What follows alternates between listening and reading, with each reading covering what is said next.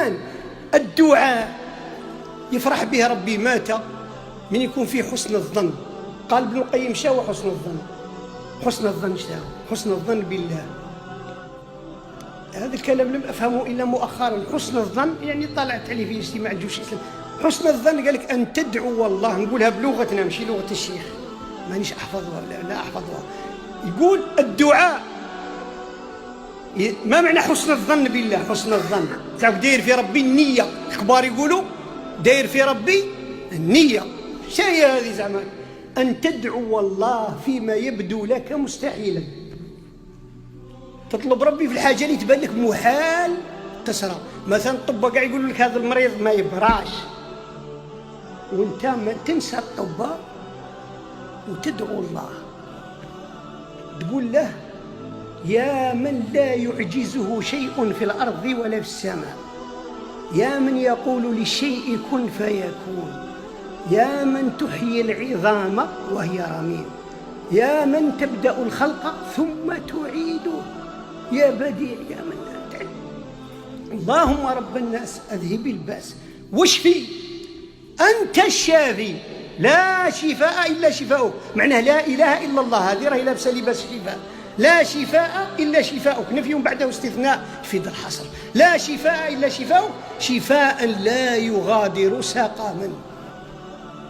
فهل يعتقد الداعي المريض الذي انقطع آماله تحت ضغط آراء الأطباء أن الله شافي لا شفاء إلا شفاؤه؟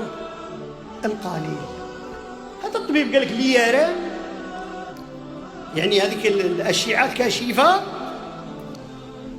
وقال لك الفحص راه يبين باللي غادي تموت باقي لك 6 أشهر، يقول لك على حساب اجتهاد الطب. فينقطع الإنسان أمله، يقول أنا علاه ندعي، ينقطع أمله.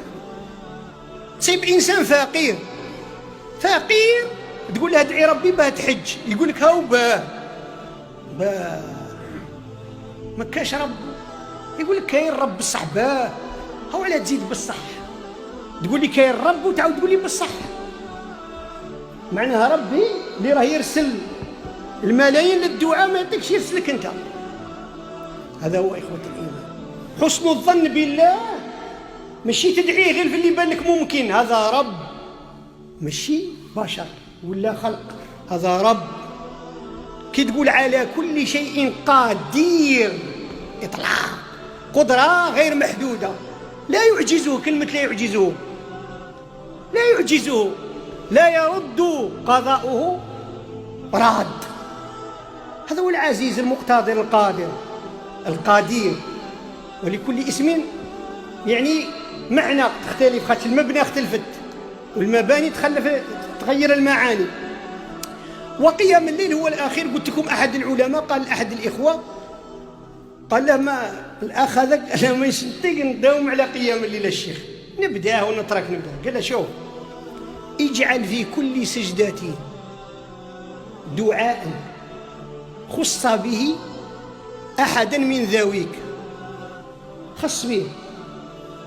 خص به أحد من ذويك. قال السجدة الأولى نديرها للوالدين هم موتى مساكين، السجدة الزوجة نديرها للبنات الله ربي يحفظهم من ذي الوقت، السجدة الثالثة نديرها وتوزع السجدات على حسابك.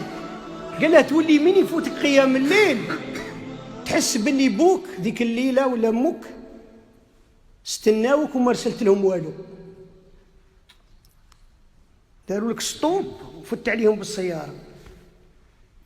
كيف تستطيع أن تنام وتخلي بوك ينتظر هذه الحسنات في الأسحار، ولا أمومتك ولا بنيتك ميتة ولا وليدك مريض؟ معناه كنت نخاف يقول له من يفوتني قيام الليل إلا ما حصنتش نفسي لذاك اليوم تاع غدا.